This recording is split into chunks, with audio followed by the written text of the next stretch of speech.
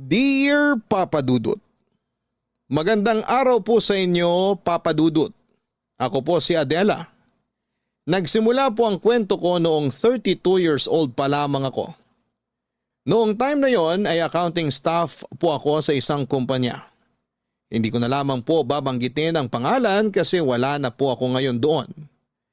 Pinalaki po ako ng tatay ko na isang single dad. Iniwan kami ng nanay namin sa kanya noong 5 years old pa lamang ako. 5 kaming magkakapatid at ako ang pangalawa. Yung panganay namin ay nagtatrabaho sa Thailand at teacher siya roon. Ako naman ay nakatira noon sa bahay ng stepmom ko na si Tita Des. Kasama ko roon ang mga nakababata ko pang kapatid. May kaya si Tita Des. Mataas ang posisyon niya sa kumpanyang pinagtatrabahuhan nila ni Papa. Si Papa naman ay management consultant. Yung bahay namin dati ibinenta na lamang ni Papa. At yung pinagbentahan ay nilagay niya sa savings account naming magkakapatid. Papa Dudut, dahil lumaki ako sa komportableng buhay, nahilig ako sa mga party. Hindi rin ako nakipag-boyfriend noon kasi puro hookups lamang ang gusto ko. Takot ako noon sa commitment at wala rin akong plano na magkaroon ng pamilya pagdating ng araw. Nakakahiyaman pong sabihin pero napaka-wild ko po noon.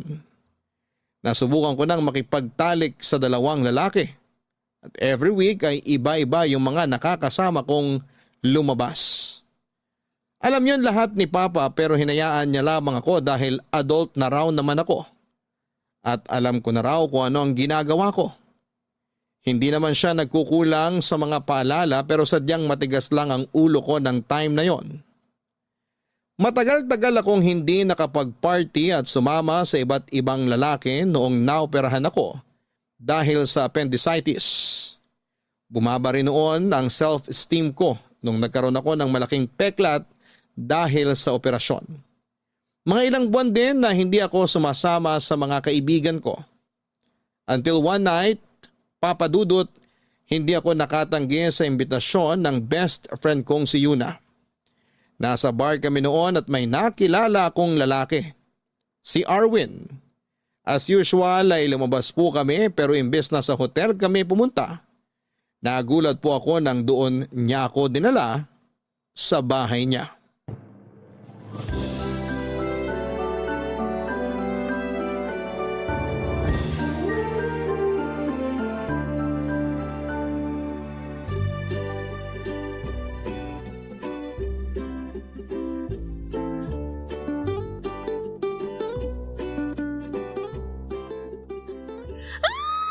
Talaga? Sa bahay ka niya dinala? Shucks! Napakahaba talaga ng hair mo, bakla! Mahaba talaga. Pati yung ano. Swerte mo naman! Sana tinawagan mo ko para nakijoin ako sa inyo. Gaga, may rule tayo, di ba? Na bawal mag-share ng kalandian. Hindi ko naman yun nakakalimutan. Di ka talaga mabiro. Kasi mukhang bet na bet mo yung guy na kasama mo last night. So, how's the performance? It's a 10. At alam mo ba, siya pa lang yung pinakamabait na nakaduko. Talaga? Paano mo naman nasabi? Pinagluto lang naman ako at hinatid pa pauwi. Nagpahatid ka sa bahay nyo? Syempre hindi. Hindi siya exempted sa rules ko pagdating sa one night stand thingy ko, no? Hindi ko pa rin binigay sa kanya yung totoo kong pangalan. Sabi ko, Ella yung pangalan ko. Saan ka nagpahatid? Sa mall ako nagpahatid. Nagdahilan na lang ako na may kailangan pang bilhin bago umuwi. Gusto pa nga niya ako samahan eh. Sana nagpasama ka. Nagdahilan nga lang, di ba? Saka hanggang doon na lang talaga yung oras namin na magkasama. Sayang naman. Sana tinodo mo na. Kinilala mo na dapat. Tapos ano, aabot kami sa talking stage. At sunod nun, manliligaw na siya. At yun yung pinakaayaw ko mangyari eh. Maglalaro na kami ng mahal-mahalan. Yak! Kadiri naman yung ganun. Makayak naman to. Allergic ka lang talaga sa commitment kaya ka ganyan. Ay, sa ginagawa mo, Baka inuugat ka na, wala ka pa ring boyfriend. Hindi lahat ng babae kailangan ng boyfriend. Mas masaya ako na ganito kalaya. Uy, pero aminin mo, kinakabahan ka rin after ng encounter mo sa mga lalaki mo. Kasi, what if may sakit sila at nahawaan ka? Kaya dapat, magkaroon ka na ng isa sa mga nakasama mo dati. Or pwedeng maghanap ka ng bago. Gawin mong FOBO. Parang ang boring naman nun. Isa lang talaga. Baka madali kaming magkasawaan sa isa't isa. Ang sabihin mo, hindi ka lang talaga kontento sa iisang lalaki.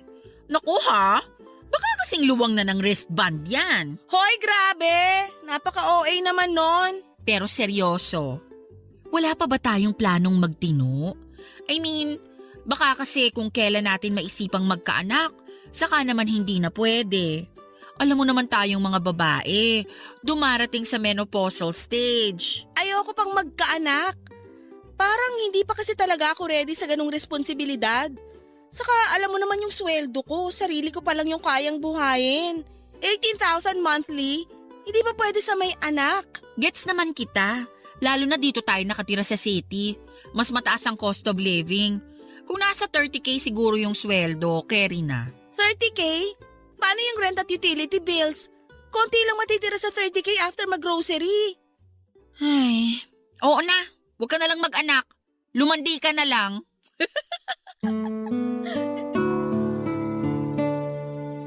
Papadudot sa lahat ng lalaking naka one night stand ko ay si Arwin pa lang ang nagustuhan ko ang personality. Kahit na isang gabi lang kaming nagkasama, naramdaman ko na iba siya.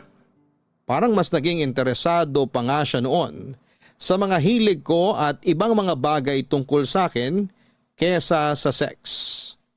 Kahit na yun naman talaga ang rason kung bakit ako sumama sa kanya. Pero kahit mabait siya, gwapo at gentleman, hindi pa rin siya exempted sa mga rules ko pagdating sa one night stand. Sa mga sumunod na araw, pinagsisihan ko na hindi ko man lang naitanong ang buong pangalan ni Arwin para na-stalk ko man lang siya sa Facebook. Para sana kapag naisipan ko pang makipagkilala sa kanya ay madali na lang sa akin. Pero inunahan din ako ng takot noon. Sa unang tingin ko pa lamang kasi kay Arwin ay para siyang yung lalaki na date to marry. Iba lang yung case namin kasi hindi naman matatawag na date yon. Feeling ko kasi noon ay parang mawawala na yung excitement sa buhay ko kapag committed na ako. Kaya hindi talaga ako sumugal sa isang relasyon. After 2 months, saka ko lang na-realize na si Arwin na pala yung huli kong naka one night stand. Hindi na kasi ako nakakalabas-labas noong nabisi na ako sa trabaho at nagkasakit pa. Kaya nawala na ako ng pagkakataong maglakwat siya. Hanggang isang araw, may napansin sa akin ang kaibigan kong si Yuna, Papadudot. Ang sarap, shucks. Ay, nagsisisi ako na isang cheeseburger lang binili ko. Hoy, ba't ang takaw mo yata ngayon? Para namang first time mong makatikim ng cheeseburger. Nagugutom kasi ko, tsaka natatakam ako dun sa amoy ng patty. Parang gusto ko tuloy umorder nito para sa merienda mamaya. Tapos may kasamang mainit-init na fries na isasawsaw ko sa ice cream. Ay, parang ayoko na magtrabaho. Gusto ko na lang kumain ng kumain. Mas gusto ko yung fries. Di kasi ako mahilig sa burger. Uy, mag-share ka mamaya ah. Uy, ano ka ba? Sa akin lang yun. Kulang pa yun sa akin eh. Bakit ba kasi gutom na gutom ka, girl? Hindi ka ba kumain kanina bago pumasok sa trabaho? Kumain naman. Pero nagugutom talaga ako eh. Kulang yung kinain ko kanina. Grabe ha, naninibago ako sa'yo. Kahit naman ako. Hindi ko nga alam kung bakit bigla akong tumakaw ng ganito. Siguro dahil sa stress sa work natin. Hindi na kasi tayo nakakapagwalwal. Inom kaya tayo mamaya? Sige, tara. Pero konti lang ha. May pasok pa tayo bukas. Joke lang. Ayokong uminom ng bitin. Sa weekend na lang. Okay, sabi mo eh. Wala rin naman ako sa mood uminom. Parang mas gusto ko matulog mamaya pag uwi ko. Wow! Ikaw ba talaga yan? Parang ibang Adela ata ang kaharap ko. Sana lang hindi ka sinasapian ng mabuting kaluluwa. Para kang tanga dyan, kung ano-ano sinasabi mo. Kasi nga nakakagulat na ayaw mong lumabas. Nasanay kasi ako sa Adela na mahilig pumarty. At saka alam mo na. Tapos isipin mo, 2 buwan ka ng ganyan. Kaya nahihiwagaan na talaga ako sa'yo. Wag mo na lang kasi kung pansinin. Kahit tumataba ka na. Ha? Uy, hindi ako nagbibiro ha. Nagkakalaman ka na talaga. Tignan mo yung pisngi mo. Oh, pati ang braso mo. Yung totoo, kailan yung huling beses na nanalamin ka?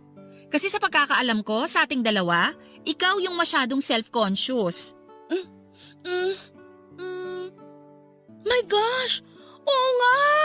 Hindi pwede to. Kailangan ko magpapayat. Mag-gym ka. Jim, paano sobrang busy natin? Girl, may weekend naman. Ayoko. Sa bahay na lang ako mag-workout. Plano mo bang magmukmok? Oh, grabe. Hindi talaga ikaw yan. Bakit ba kasi ang kulit mo? Kanina ka pa ah. Hala siya? Napikon ka na dun sa sinabi ko? Nakakainis ka kasi. Kung napapangitan ka sa akin, diretsuhin mo na lang. Uy girl, hindi na ba uso ang joke sa'yo?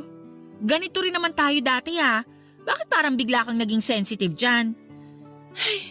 Babalik na ako sa table ko.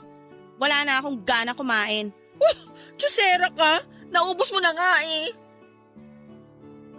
Hoy, parang tanga naman to. Sorry na. Sorry kung na-offend kita sa mga nasabi ko. Hindi ko talaga alam na ma-offend ka ron. Nasanay lang kasi ako sa biruan natin.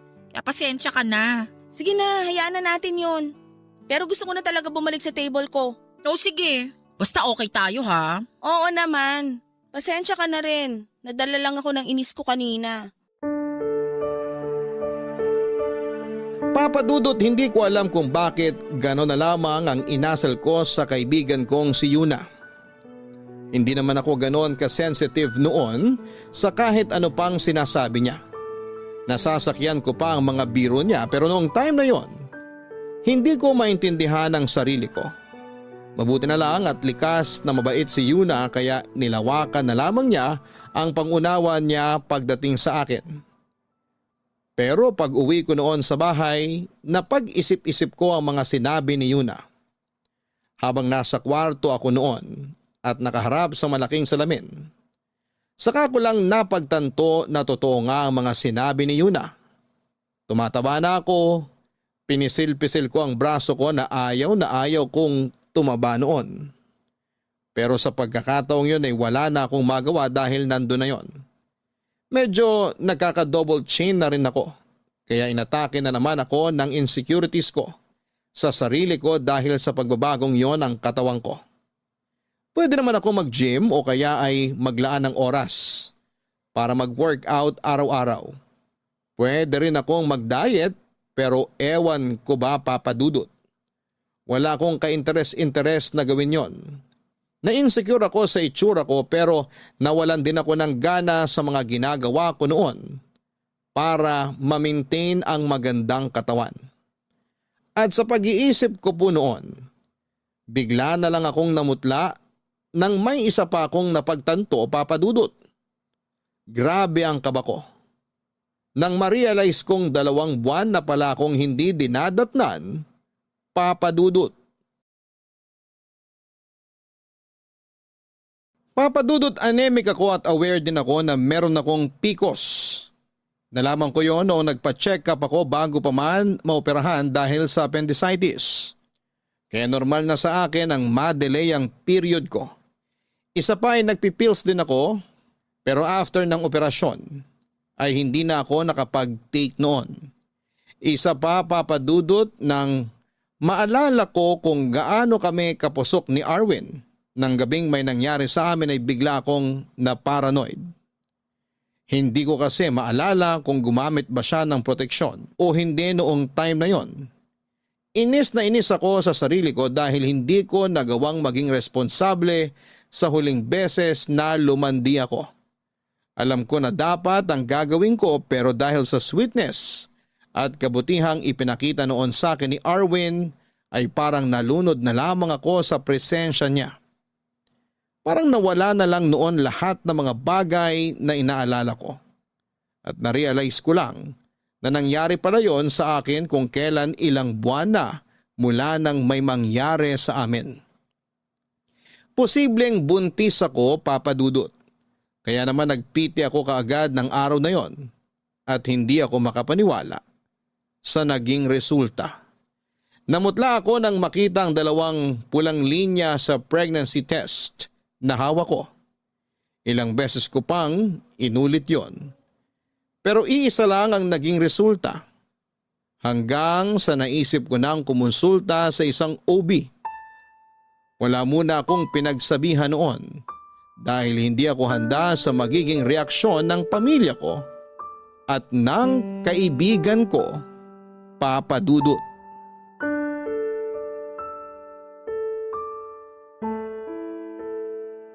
Oh my gosh, girl! Totoo ba?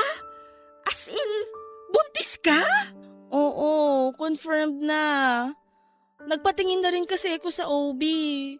At ang sabi niya, mahina raw yung kapit ng bata kaya maselan yung pagbubuntis ko. Alam na ba yan ng tatay mo? Hindi pa. Wala pa akong pinagsasabihan sa kanila. Tayong 2 pa lang ang nakakaalam nito. Ay, saka ayoko rin sanang ipaalam. Alam mo naman yung ugali ni Tita Des. Baka sabihin nun ipapaako ko pa sa kanila yung magiging gasto sa pagbubuntis ko. Pero paano ka niyan? Maselan yung pagbubuntis mo kaya kailangan mo ng matinding pag-iingat. Ilang buwan na lang hindi ka na makakapagtrabaho niyan. Kaya nga kailangan kong paghandaan yun.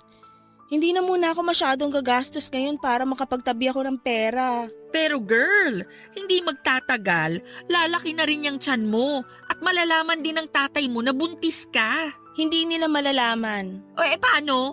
Aalis ako sa bahay ni Tita Des. Maghahanap na lang muna ako ng murang paupahan. Ano? Seryoso ka ba? Mas lalo kang mahihirapan nun. Gagastos ka sa renta tapos mag-isa ka pa. Kailangan mo ng kasama. Kakayanin ko to ng mag-isa. Kasalanan ko naman to kasi hindi ako nag-iingat. Nako ha, alanganin talaga ako sa desisyon mo na yan. Ay, natatakot din naman ako. First time kong magbuntis. Hindi ko pa gustong magkaanak pero wala naman akong balak na palaglag tong bata. Malaking kasalanan yun. O dyan naman ako proud sa'yo. Kasi kahit malandi ka, matino kang mag-isip pagdating sa bata. Gaga ka talaga. Pero, kakailanganin ko yung tulong mo ha. Sure, sabihan mo lang ako kung anong magagawa ko for you. Andito lang ako lagi. Basta, ninang na ako agad ng anak mo ha. Oo naman. Kung gusto mo maging second mom ka pa niya eh. Ay, gusto ko yan! Nga pala, kung kailangan mo ng murang paupahan, matutulungan kita dyan. Talaga? Oo, may paupahan yung tita ko. Pwede ko siyang kausapin para i-reserve yung bakanting kwarto ron. Bahay yun ha, marami kang kasama ron. Pero all girls naman, kaya wala kang dapat alalahanin. Sige, sabihan mo ko kung magkano yung rent para mapaghandaan ko. May laman pa naman yung savings account ko kaya may magagamit pa ako kung sakali. Pero mas maganda kung kakausapin mo muna yung tatay mo. Para hindi siya mabigla na aalis ka ng bahay ng tita Des mo. Kakausapin ko naman talaga siya. Pero hindi pa lang talaga pwedeng sabihin yung dahilan kung bakit ako lilipat. Basta kapag kailangan mo ng tulong, huwag kang mahihiyang magsabi sa akin. Kahit sa pera pa yun, basta meron ako, pahihiramin kita. Thank you ha. Sobrang supportive mo talaga sa akin. Sana ganyan ka pa rin hanggang sa makapanganak ako. Kahit hanggang sa lumaki na yung anak mo, andito pa rin ako. Best friends nga, di ba? Iiyak na ba ako? Uy, gaga. Ayoko ng mga iyak-iyak na yan. Alam mo naman yun eh. Pero ikaw, kailan ka magkaka-baby? Ay nako, tigilan mo ako sa mga tanong na ganyan. Wala pa nga makabuntis sa akin eh. Tumatanda na kasi tayo. Isipin mo, kung sa mga susunod na taon ka pa magkakaanak, ang tanda mo na kapag nag-college na yung anak mo. Kakayanin mo pa kaya siyang suportahan nun? Hoy, ano ba? Huwag mo nga akong i-pressure. Kailangan mo na talagang ma-pressure. Kung ako sa'yo, damayan mo na ako sa pagbubuntis ko.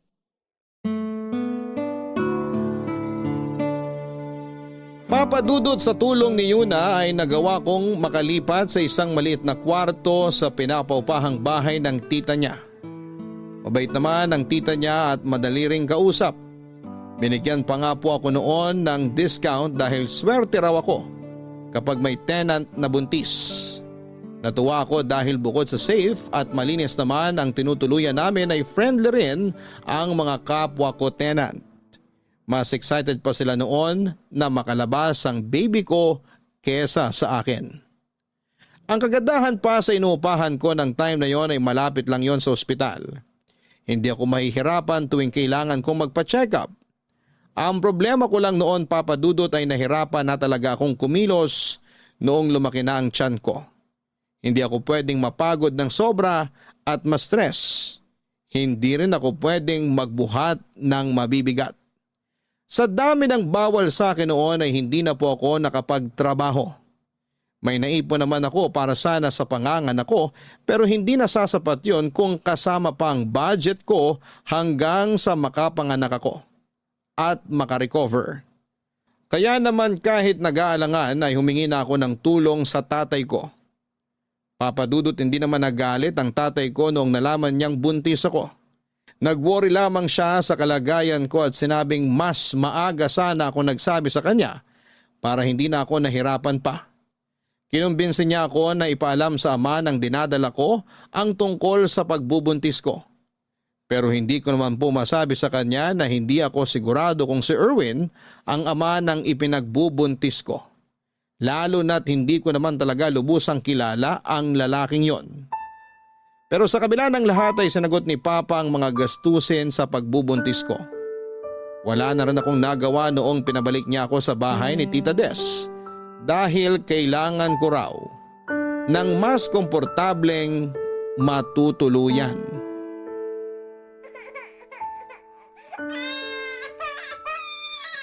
Tahan na, baby.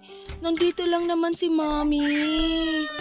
Hindi mo ba kayang patahanin yung anak mo? Nakakaistorbo ng tulog eh. Ang ingay-ingay. Pasensya na, tita. Nilabas ko lang siya ng kwarto para paarawan kanina. Oh, tapos na kayo magpaaraw, di ba? Eh di bumalik na kayo rin sa kwarto mo at kung pwede, magkulong na lang kayo maghapon para hindi ko marinig yung kaingayan ng anak mo. Pasensya na po talaga, tita. Ngayon pa lang kasi ako nakapag-alaga ng bata kaya naninibago rin ako. Hayaan niyo po, kapag nasanay na ako, hindi na kayo maiistorbo sa iyak ni Sevi. Eh kailan pa yon? Kasi naman lalandi-landi, hindi naman pala handa sa pagiging ina. Kaya po ba hindi na kayo nagkaanak? Kasi hanggang ngayon hindi pa rin kayo handa? At bakit naman ako nasali sa usapan? Wisit ka! Kayo po unang namersonal, tita. Sinusubukan ko naman pong makisama ng maayos sa inyo pero kung tratuhin nyo kami ng anak ko, parang sampid lang kami rito. O bakit? Hindi ba totoo naman? Buti nga sa'yo na mismo nang galing eh. Gumagastos naman din po ako rito sa bahay. Saka hindi naman po pera nyo ang ginagastos namin. Kay Papa yon. Yung pera ng papa nyo, pera ko na rin. Paano naman nangyari na conjugal yun hindi nga po kayo kasal? Kahit na! Sa mata ng mga tao, ako na yung asawa ng papa nyo. Sa madaling salita, feeling nyo lang po yun. Pero hindi naman talaga. Bastos ka! Kayo rin naman po Kaya patas lang. Sa susunod na pagsalitaan mo ako ng ganyan, palalayasin kita rito. Di go! Para naman gustong gusto kong makasama kayo rito. Akala nyo ba kapag napaalis nyo ako rito, titigil na si Papa sa pagtulong sa amin ng anak ko? Asa ka, tita. At talagang proud ka pang manandika kaya ka nagkaanak? Proud ako na may anak ako kahit na wala siyang tatay. At least ako meron. Ikaw, wala. Kung gugustuhin kang hiwalayan ng tatay ko, baka hindi na siya magdalawang isip kasi madali ka lang namang iwanan. Wala kang pinanghahawakan. Wala kang karapatang pagsalitaan ako ng ganyan. Ikaw rin po, tita. Wala kang karapatang insultuhin kami ng anak ko kasi hindi naman ikaw yung nagpapalamon sa amin. Saka bakit ba big deal sa'yo yung simpleng pag-iyak ng anak ko? Para namang hindi ka dumaan sa pagiging baby. Wala ka talagang utang na loob! Ang tagal ko na kayong pinatira dito, tapos gaganyanin mo lang ako? Marunong po akong tumanaw ng utang na loob. Pero hindi ibig sabihin nun, hahayaan ko na kayong insultuhin kami. Saka kahit ano namang gawin ko, ganyan pa rin yung sasabihin nyo. Kasi alam ko naman na sa simula pa lang, napipilitan lang kayo na patuluyin kami rito dahil kay Papa. Pero alam nyo, tita, kapag nalaman ni Papa na hindi nyo gustong nandito kami, baka maghanap na siya ng ibang bahay. Tapos, hindi ka na niya uwian kasi mas gusto niya kaming makasama. Lalo na ngayon na may apo na siya. Gustong gusto niya kasi na may baby siyang nakikita. Kaya kapag wala na kami rito, bihira na rin kayong magkakasama. Alam mo, buwisit ka sa buhay kung babae ka! I feel the same, tita.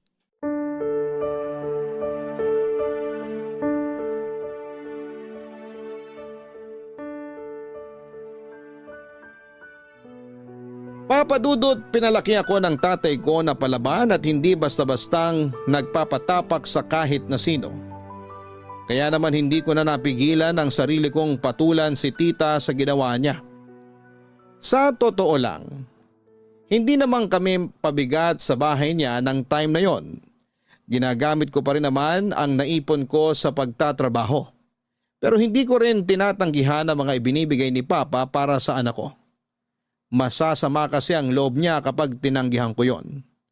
Ang katwiran niya kasi kahit naman daw kaya ko nang magtrabaho, tatay ko pa rin siya kaya magbibigay siya hanggat kaya niya. Doon po ako hanga kay Papa. Kung sa pagiging responsableng ama lang naman po ang usapan ay ilalaban ko talaga siya. Sa kabila ng hindi namin pagkakaunawaan ni Tita Des, ay nanatili kami sa bahay niya. Gaya ng gustong mangyari ni Papa.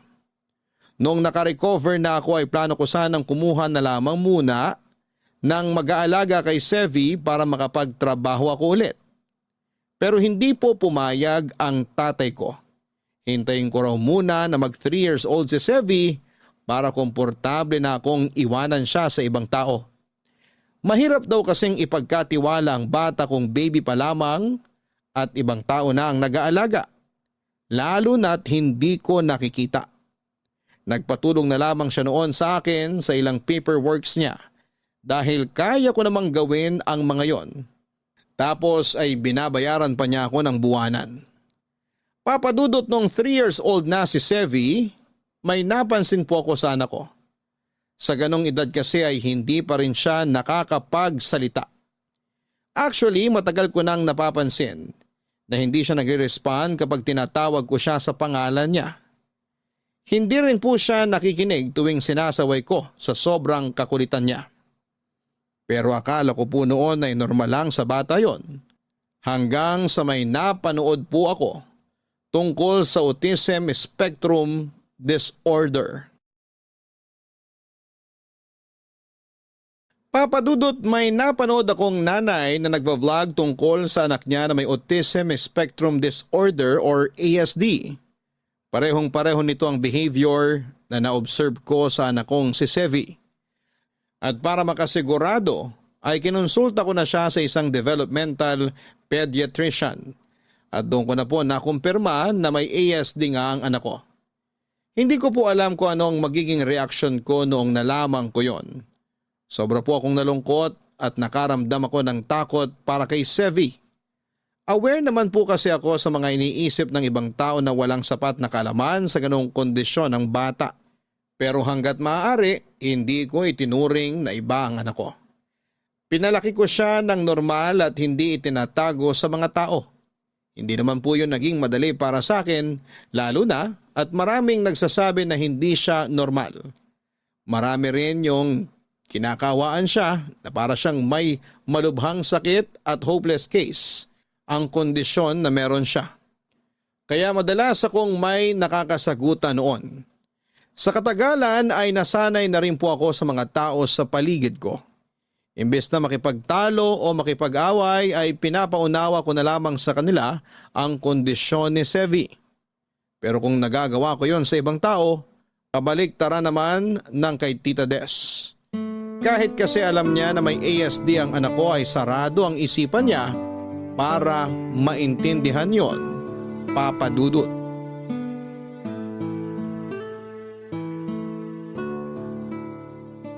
Ay, salamat. Nakatulog din si Sevi. Makakapaglaban na ako.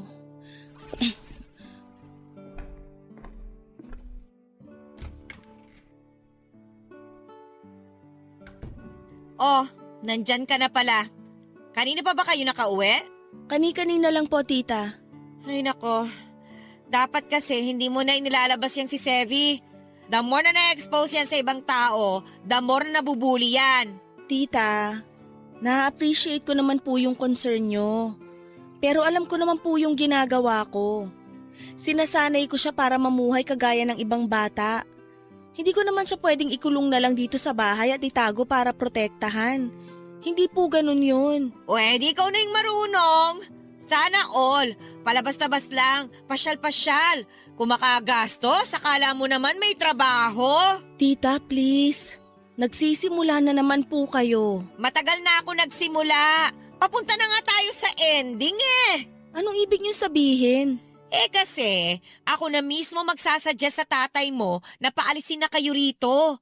Masyado na kasi kayo masakit sa mata.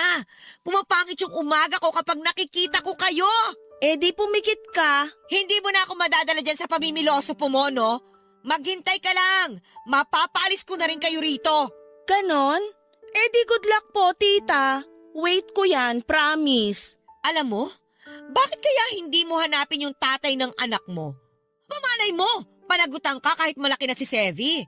Tsaka sa kondisyon niya, mukhang kailangan niya talaga ng tatay eh. Kaya ko naman palakihin si Sebi nang ako lang yung magulang niya. Kaya mo nga, pero yung kondisyon ng anak mo, kaya mo pa bang i-handle? Ay, sayang si Sevi, ang pogi pa namang bata. Ano? Paano naman siyang naging sayang? Eh kasi kulang-kulang yung anak mo eh. Kailangan pa bang sabihin yun para maintindihan mo, Adela? Paglaki niya, baka walang magkagusto dyan. Hindi kasi siya normal eh. At sa tingin nyo, normal kayo sa lagay na yan? Ang kitid ng utak nyo. Pinaliwanag ko na sa inyo yung kondisyon ng anak ko, pero anong magagawa ko kung sadyang mahina kayong umintindi? Kahit anong paliwanag pa ang gawin mo, hindi pa rin mababago no na hindi normal yung anak mo. Kaya alam mo ko ako sa'yo, ilayo mo siya sa akin at sa ibang tao para hindi siya masaktan. Doon kayo! Far away! Okay na sana kung nagmamalasakit lang talaga kayo eh. Pero matagal nang malinaw sa akin yung motibo nyo, kaya tigil-tigilan nyo ako, tita. Yun nangyari sa anak mo, alam mo sa tingin ko, karma mo yun. Kasi sa sobrang kalandian mo, yan na nangyari. Hindi ka kasi nakukontento sa isang lalaki, di ba? Parang ikaw din nung bago ka napunta sa tatay ko. Kung hindi naman naging kayo, hindi rin magbabago yung buhay nyo, di ba? Saka yung sinasabi mong karma, para lang yun sa mga kagaya nyo. Wala naman akong niloko at sinirang relasyon sa ginawa ko noon. Isa pa, hindi ko tinuturing na malas sa buhay ko si Sevi.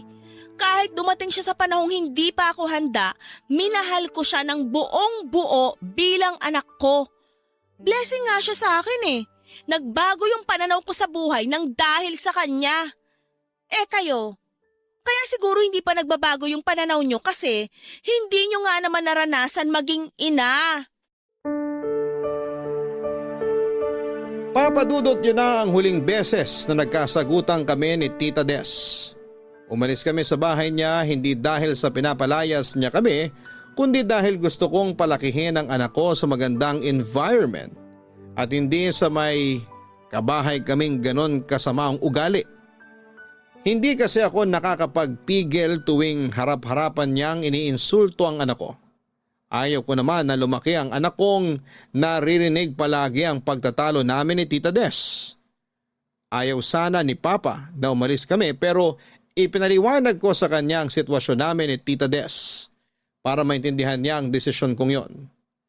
Dahil wala pa naman akong trabaho, nang hiram na lamang muna ako kay Papa ng gagamiting panimula. Nangako ako sa kanya na babayaran yon paunti-unti kapag nagkaroon na ako ng trabaho. May narekomenda sa akin si Yuna sa Makati. Nakahanap siya roon ng 1-bedroom apartment. Dahil sa sitwasyon ng anak ko, naghanap na lamang ako ng home-based jobs hanggang sa matanggap ako bilang virtual bookkeeper. Hindi man kalakihan ng sweldo ko noong una ay sumasapat naman yon para sa gastusin namin ni Sevi. Kumuha na lamang ako ng taga-alaga niya para may magbabantay sa kanya kapag oras ng trabaho ko. Papadudot, bukod sa trabaho ko ay naghanap po ako ng isang side hustle. Naging affiliate ako ng isang shopping platform at naisip ko rin pong mag-online selling ng mga ukay pero branded na damit. Wala na po akong naramdamang hiya o kaartihan noon dahil kung hindi ako didiskarte ay walang mangyayari sa amin ni Sevi. Nakakapagod at nakakadrain ang ginagawa ko noon. Hindi ko na naisip na maglakwatsa at hindi na rin po ako nakakabili ng mga bago kong gamit sa kagustuhang makaipon para sa future ng anak ko. Bala ko po kasi siyang i-enroll sa school para sa may kondisyong kagaya niya. May kamahalan lamang yung tuition kasi private pero malaking tulong naman yon sa progress ni Sevi.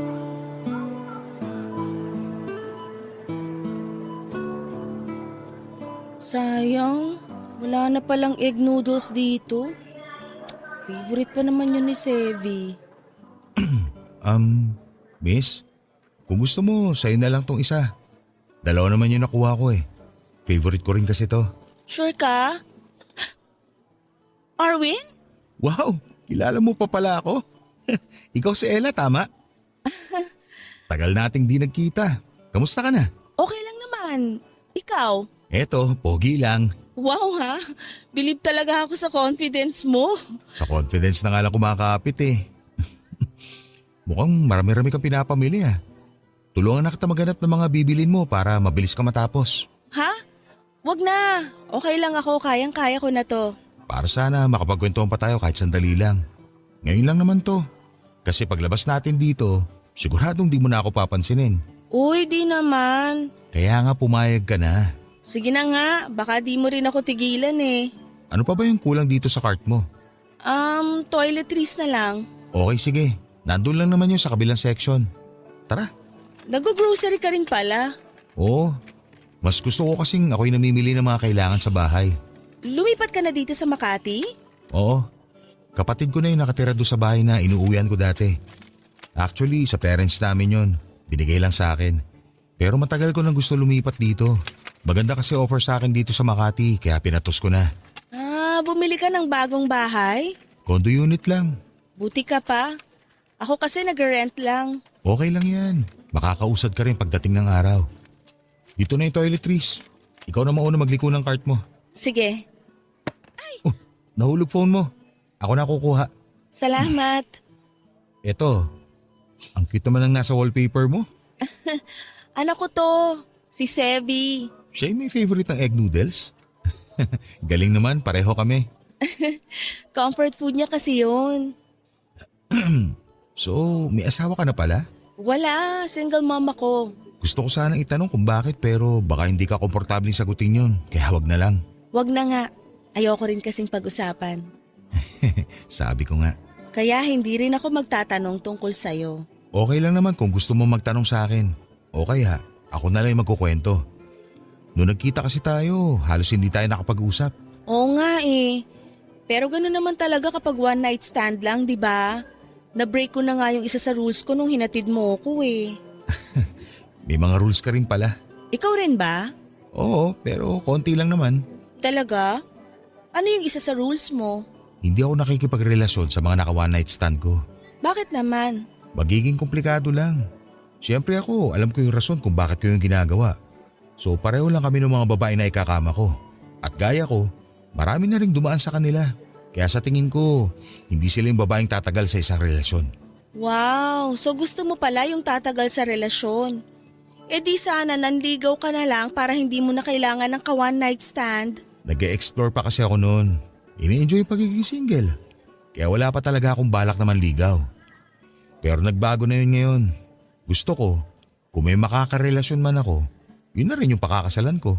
Date to marry guy ka pala. Parang gano'n na nga. Okay, tama na tong chismisa natin. Kukuha na ako ng mga kailangan namin tapos diretso na ako sa counter. Ikaw ba? Gano'n din. Kaya sabay na lang tayo. Ikaw bahala.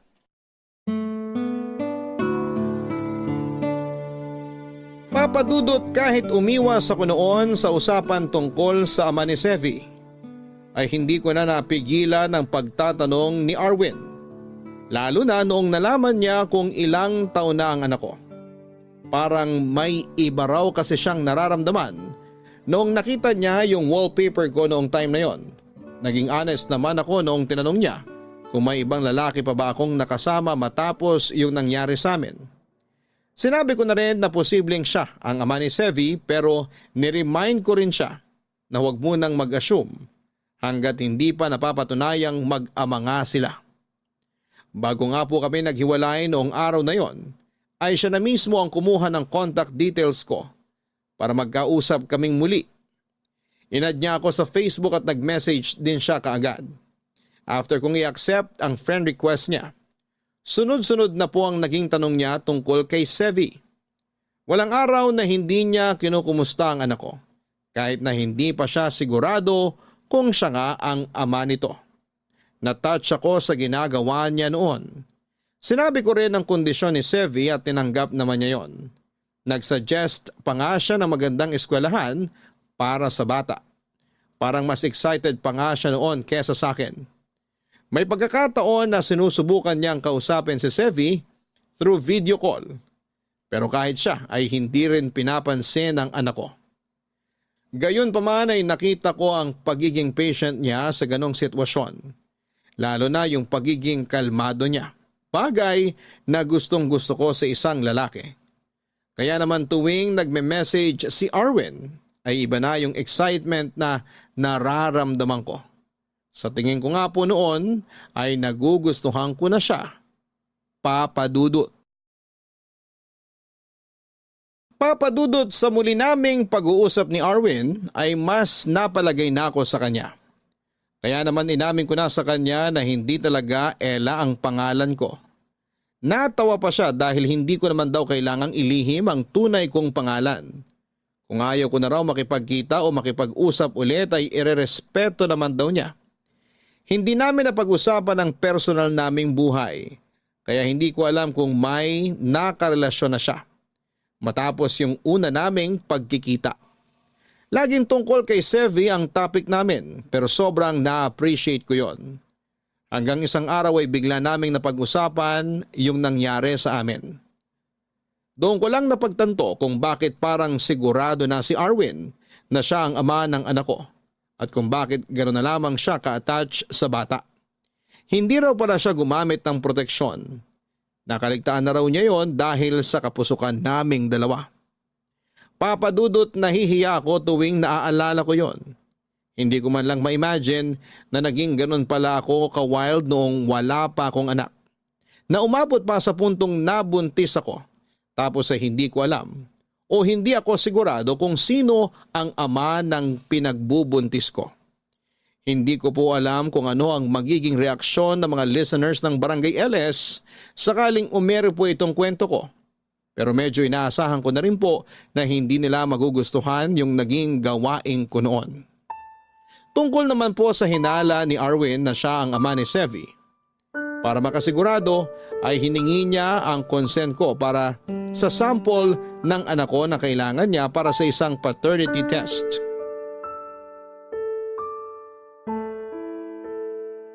Okay ka lang ba? Oo naman. Ikaw nga dapat tanungin ko niyan kasi hindi mo pa binubuksan yung envelope. Gusto ko kasing sabay tayo makaalam ng resulta. Ikaw na ba magbubukas o ako na lang? Ako na lang. Okay, buksan mo na. Ay, sana positive. Kabado ka pa rin no? Tingnan mo na kaya. Nabuksan mo na eh. Eto na, promise. Positive! Adela, nag-match kami! Yun! Ano ko sa Sevi? May anak na ako! Daddy ka na. Pwede ba akong ilagay sa birth certificate niya bilang tatay niya? Well, pwede naman pero may proseso yon. Willing ka bang maabala? Kahit ano para kay Sevi. Sana hayaan mo ako magbigay para sa mga gastusin niya. Sa therapy niya, sa mga gamit niya, sa tuition niya, lahat. Ikaw na maraming ipon. Hindi naman. Matagal na rin kasi ako nagtatrabaho at wala naman ako sinusuportahan. Yung parents mo. Baka ako pa ibigyan nila. Hindi kasi sila nanghihingi sa amin. Kaya kami na lang nagkukusa. Pero mga regalo lang o kaya pagkain. Hindi nila tinatanggap pag pera. Pakisabi sa parents mo magpapaampon ako. Kami ni Sevi. Ako na lang ang aampon sa inyo. Talaga? Kaya mo bang umampon ng dalawa? Sama mo pa pamilya mo. Uy, biro lang ha. Baka mamaya isipin mong napakayabang ko namang tao. Hindi naman ako ganun. Since mukhang financially stable ka na, hindi mo pa ba naiisip na magkaroon ng sarili mong pamilya? May anak na ako, di ba? I mean, yung may asawa ka, ganun. Hindi pa namin napag-uusapan ng girlfriend ko yung tungkol sa kasal. Busy pa kasi siya sa karir niya eh. May girlfriend ka na pala. Oo, 2 years na kami. Actually, magkakasundo kayo nun. Special education teacher siya. Matutulungan niya rin si Sevi. Mabuti kong ganun. Okay ka lang ba? Parang nanamlay ka bigla. May iniisip lang ako. Iniisip mo ba kung paano sasabihin kay Sevi na ako yung daddy niya? Hindi ko alam kung maiintindihan niya na yung ganitong bagay, pero makakatulong kung palagi ka niya nakikita at nakakasama. Walang problema sa akin yun. Palagi ko siyang pupuntahan. Pero tingin mo magiging okay lang lahat to sa girlfriend mo? Oo naman. Maiintindihan niya yung tungkol kay Sevi. Yung sa atin, nangyari naman yun bago pa naging kami. At hindi ko rin alam na may anak na pala ako. Ikaw rin. Hindi ka sigurado no na ako yung ama. Kaya sa tingin ko, magiging okay pa rin kami kahit malaman niya yung tungkol sa anak natin. Sana nga. Ayokong maging dahilan kami para magkasira kayo. Pinatibay niyo yung 2 years niyong relasyon at sisiguruhin kong hindi kami ni Sevi yung sisira nun. Alam ko rin naman na hindi yun mangyayari. Hindi ikaw yung klase ng babae na maninira ng relasyon ng iba. Kung makapagsalita ka dyan, parang kilalang kilala mo na ako. Siguro nga nagkakilala tayo sa maikling panahon pa lang. Pero iba yung nakita ko sa'yo. Mabuti kang ina kay Sevi. Sa totoo lang, hindi ko inaasahan na magiging ganun kakakalmado para sa isang batang may autism. Yung ibang nanay kasi maiksi yung pasensya. Umaabot sila sa punto na sinisigawan na nila yung anak nila. Hindi ko yan kayang gawin kay Sevi. Dugot laman ko siya kaya sobrang mahalaga siya sa akin. At kasama mo na ako magpapahalaga sa kanya ngayon bilang ama niya.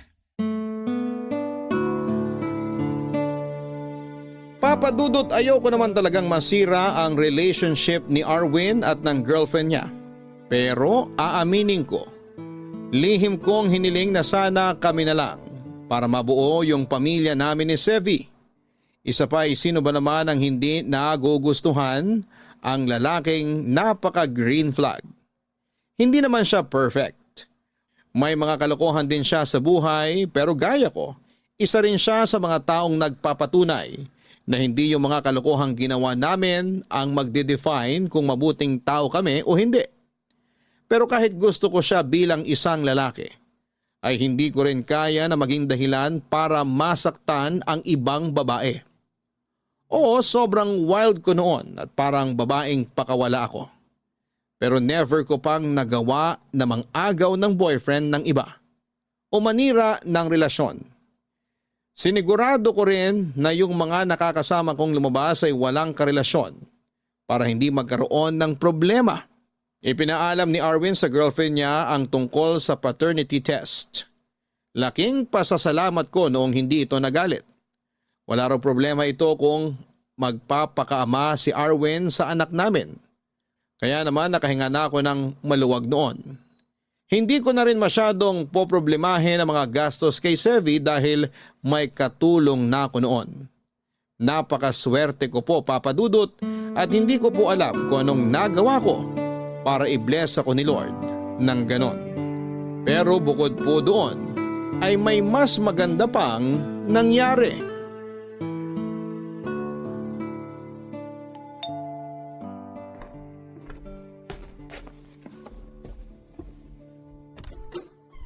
Arwin, ikaw pala. Pasok ka. Salamat. Si Sevi. Nasa kwarto, naglalaro. Aga mo ngayon ah. Saka parang ang dami mo namang dala. Nag-grocery na ako para sa inyo ni Sevi. Lapag ko na rito ha. Aba, kaya pala nagtatanong ka kung anong mga pagkain yung gusto niya ha. Pero kaya ko namang mag-grocery. Hindi mo na kailangan gawin yan. Masyado ka ng maraming ginagawa para kay Sevi. Hayaan mo na ako. Hindi naman to araw-araw eh. Tuwing pupuntahan ko lang naman siya. Oo na, hindi rin naman kita mapipigilan eh. Oo nga pala, kaya rin ako nandito para ipagpaalam si Sevi bukas. Para saan?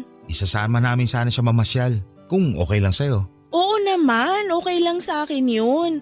Bakit naman hindi? Baka kasi may nauna na kayong lakad. Saka ayoko naman basta-basta na lang kunin ko dito si Sevi kung kailan ko lang maisipan. Mas maganda kung ipagpapaalam ko muna. Salamat ha. Hayaan mo, hindi kita pagbabawalan na hiramin siya. Pwede mo siyang ipasyal lang kayong dalawa lang o kaya kasama yung girlfriend mo. Walang kaso sa akin yun. Pero sa susunod, kasama ka na. Tayong 4. Para makita ni Sevi na mas malaki na yung pamilya niya. Gusto ko yan.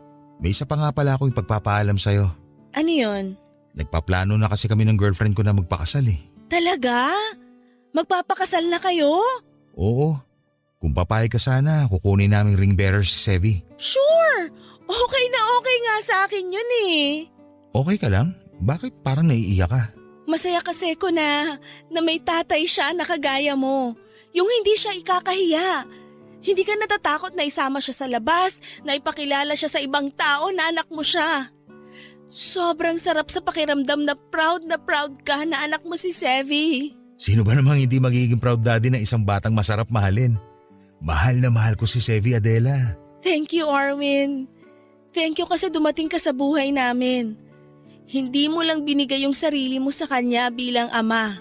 Binigyan mo rin siya ng malaking pamilya na magmamahal sa kanya. Nabanggit na rin naman yung malaking pamilya. Excited na yung mga magulang ko na makita si Sevi. Pati na rin ikaw. Kaya minsan, imbitahan ko kayo sa bahay. Kaya sana makapunta kayo. Makakatanggi pa ba ako? Pamilya mo na yun eh. Natin, Adela. Yung pamilya ko, pamilya nyo na rin ni Sevi. Basta ha, kapag ako naman yung nag-invite sa inyo para makilala nyo si Papa, bawal din kayong tumanggi. Ipupusta ko mga daliri ko. Walang tatanggi sa pamilya ko, Adela. Siguraduhin mo lang, kasi baka ikasal ka na putol yung mga daliri mo. Saan pa susuot yung wedding ring? Alam mo, siraulo ka rin bumanat no? Hoy, mas malala ka, no? Oo na. O siya, punta ako muna si Sevi sa kwarto. Magkakalat kami ha? Basta marunong ka rin maglinis, makakalabas ka pa ng buhay rito.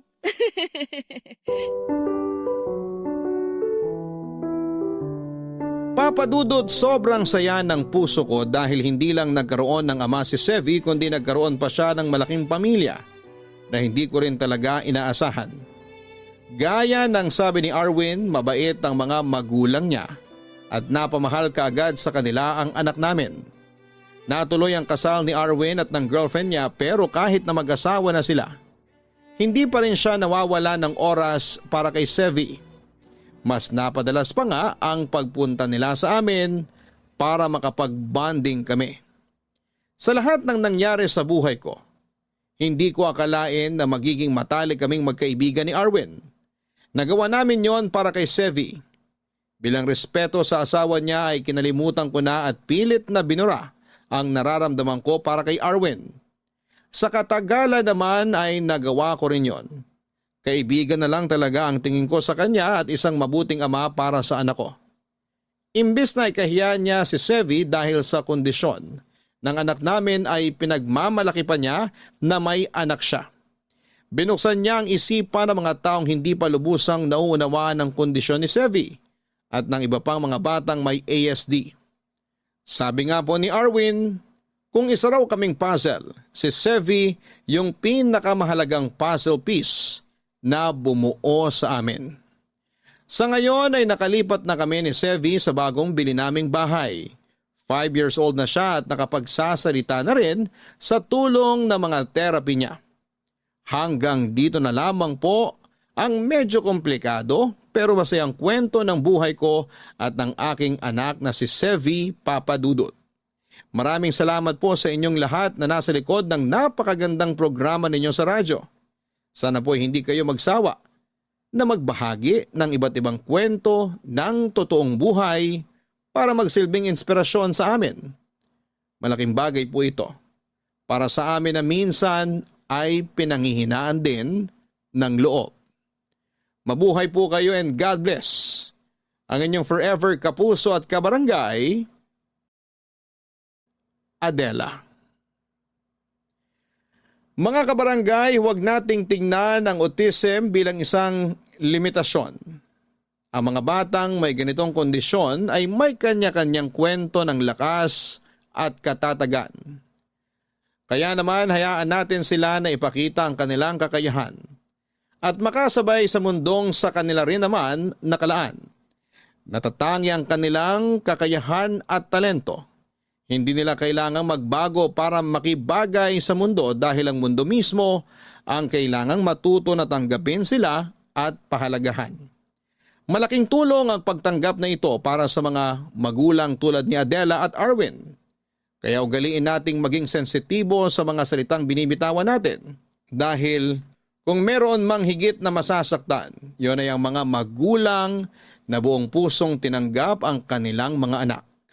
Anuman ang kanilang kondisyon. Hanggang sa muli mga kapuso, ako po si Papa Dudut. Nakasama ninyo sa mga kwento ng pag-ibig, buhay at pag-asa sa nangungunang Barangay Love Stories Number 1. Dear Papa Dudut, magandang araw po, itago niyo na lamang po ako sa pangalang Kiel. 31 years old at dati po akong online sex worker na nakatira sa Pasay. Bunso ako sa 4 na magkakapatid. Ang buhay ng pamilya namin ay may halintulad ko sa bagyo. Napaka-unpredictable. May mga panahon na para bang nasa alapaap kami na kaya naming bilhin lahat ng bagay na gusto namin. At may mga panahon din na walang-wala kami ni pambili ng itlog na ulam. Ay hirap pa kami, Papa Dudut. Parehong sugarol ang mga magulang ko. Nasanay na kaming magkakapatid na nakaasa sa swerte ng nanay at tatay namin sa sugal na ginawa nilang trabaho sa pang-araw-araw. Tuwing hapon, sa halip na magsiesta, ay lumalabas agad si nanay ng bahay, dala ang mga kakaning ibinebenta nito. Dumidiretso ito sa bahay ng kaibigan niyang may sariling sugalan sa likod ng kanilang bahay. Doon ay pinagsasabay niya ang pagtitinda habang nakaupo sa harapan ng mga baraha. Sa kabilang banda ay nalulong naman sa sabong ang tatay ko. Kapag nananalo ng sugal ang mga magulang ko ay daig pa namin ang mayayaman kung maglustay ng pera. Pero kapag pareho silang minalas ay nagtsatsaga kami sa instant noodles at dilatang ulam. Dahil sa mga bisyo ng mga magulang ko ay mabilis na nalubog sa utang ang pamilya namin. Umabot sa halos kalahating milyon ang pinagsamang utang ng mga magulang ko. Sa puntong hindi na nila ito kayang bayaran, kaya ang ginawa ng tatay ko ay tinakasan na lamang niya ang mga ito. Nagising na lamang ako isang araw na hindi namin mahagilap ang tatay ko. Yun pala ay tinakbuhan na niya ang mga pinagkakautangan niya. Papa Dudut.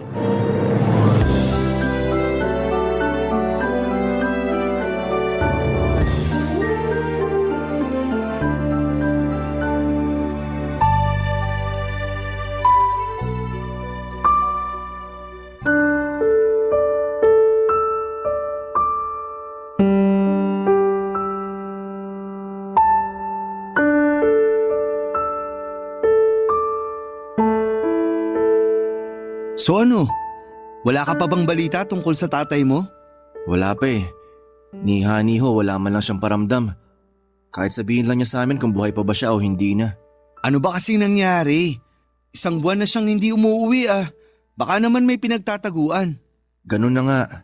Sa dami ng utang niya, naisip na lang siguro niyang solusyon sa problema niya, umalis, magtago at iwan sa amin yung patong-patong niyang utang. Hirap niyan, pre. Mahirap talaga.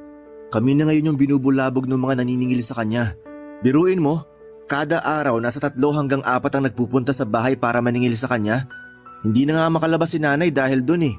Sinubukan mo na ba siyang hanapin sa mga kaibigan niya? Sa probinsya niyo? Tumawag na kami sa lola namin sa probinsya, wala raw siya dun. Maging sila nag-aalala na rin dahil hindi raw nagpaparamdam sa kanila si tatay. Nagpunta na rin kami sa mga kumpare niya, pati sa mga kaibigan niya sa sabungan. Pero wala rin silang balita kay tatay. Maging sila nga hinahanap si tatay kasi may utang din siya sa kanila. Hindi niyo ba sinubukan mag-report sa pulis para matulungan nila kayo? Bakit naman idadamay ang mga pulis? Hindi naman nawawala si tatay. Nagtatago yun kaya sa halip na hanapin, baka huliin pa yun sa dami ba naman ng utang niya. Hindi, sa pagkakaalam ko, wala namang nakukulong sa utang eh. Talaga? Bakit naman? May nabasa kasi ako sa Facebook tungkol dyan. Kasi pati yung tita ko, nagkautang din nun sa Ola. Ano naman yung Ola? Online lending apps. Nagpatulong siya sa barangay noon kasi tinatakot na siya ng mga kolektor. Pero ang sabi sa kanya, bawal mang threat ang mga kolektor. Hindi rin totoo yung mga panakot nilang makukulong siya kasi nasa batas yun na bawal ikulong ang mga taong hindi nakakapagbayad ng utang. May ganun pala? Oo, pero syempre kapag tinakbuhan mo yung utang mo, hindi ka talaga tatantanan ng mga nangongolekta. Gagawin nila lahat para makuha nila pabalik yung perang inutang mo. Yun na nga ang pinagdadaanan namin ngayon eh. Stress na si nanay kasi pati mga kamag-anak namin kinokontak na rin ng mga kolektor. Napost na nga sa Facebook si nanay at tatay eh. Hiyang-hiya na si nanay. Wala na rin gusto makipaglaro sa kanya ng tongits dahil sa nangyari. Alam mo kung anong mas malala? Ano? Pati trabaho ko natuntun na rin nila. Lagi nila akong pinupuntahan doon para hanapin si tatay. Araw-araw yun, walang mintis. Napagalitan na nga ako sa trabaho eh. Ang gusto nila, ako na lang ang magbayad sa utang ni tatay kasi ginawa rin niya akong co-maker sa mga utang niya. Ano naman yung co-maker? Yung kapag umuutang yung isang tao, may 2 o 3 silang co-maker para kapag hindi nakapagbayad ng utang yung taong umutang, obligado yung mga co-maker na bayaran yung utang, lalo na kung hindi nagpaparamdam yung nakautang. Sa sitwasyon namin, lahat kami sa pamilya, si nanay pati 3 kapatid ko, co-maker sa mga utang ni tatay. Ang lala pala ng problema nyo. Kaya nga hindi ko na rin alam kung anong gagawin ko eh. Paano ko mababayaran yung libu-libong utang ni tatay kung isa lang akong gasoline boy? Yung araw-araw kong ang sahod, hindi na makasurvive sa isang araw eh. Di subukan mo na lang umutang din para magbayad sa utang ng tatay mo. Di mas lalo na kaming nalubog sa utang niyan. Wala eh, yun lang yung naisip kong paraan eh. Ang hirap kasi ng problema nyo. Kung pwede lang sanang tularan si tatay na magtago na lang din ako. Pero di ko kayang iwan si nanay eh. Naaawa na rin ako sa kanya. Kapit ka lang pre. Sigurado namang giginhawa rin ang buhay nyo balang araw. Basta, laban lang. Papadudot lumipas pa ang ilang buwan at hindi na talaga nagparamdam pa sa amin si tatay. Tumigil na rin kami sa paghahanap sa kanya dahil alam naming mahirap hanapin ang taong ayaw magpahanap. Dahil nga sa sunod-sunod na panghaharas sa amin ng mga debt collectors, ay napilitan kaming ibenta noon ang mga appliances sa bahay. Pati nga motor ko noon na ilang taong kong binayaran ay naibenta ko na rin para lamang mabawasan na mga utang ni tatay. Nasa punto na kami noon ng buhay namin na sobrang lugmok na kami, papadudot. Hindi na rin kinaya noon ng panganay naming kapatid ang problema sa bahay, kaya naman mas pinili na lamang niyang bumukod at makipag-live-in sa kanyang boyfriend. Hindi ko rin naman maaasahan noon ang 2 ko pang kapatid dahil pareho pa silang walang trabaho at tambay lamang sa bahay. Tanging kami na lamang ni nanay noon ang magkatuwang para buhayin ang pamilya naming tinalikuran ng sarili naming padre de pamilya. Ginawa ko ang lahat ng makakaya ko para kumita ng ekstrang pera. Naghanap ako ng sideline at pati sa gabi ay nagtatrabaho din po ako. Lahat ng pwedeng pagkakitaan ay pinatos ko. Pero kahit na anong pagod ang gawin ko noon, ay hindi pa rin talaga yon sapat para bayaran ang utang ni tatay. Para lamang ako nagtutulak ng isang malaking pader na kahit na anong paghihirap, ang gawin ko ay hindi man lamang ito gumagalaw. Hanggang sa isang araw, isang kaibigan ang nagalok sa akin ng isang trabaho na maaari raw akong makakuha ng easy money, papadudot.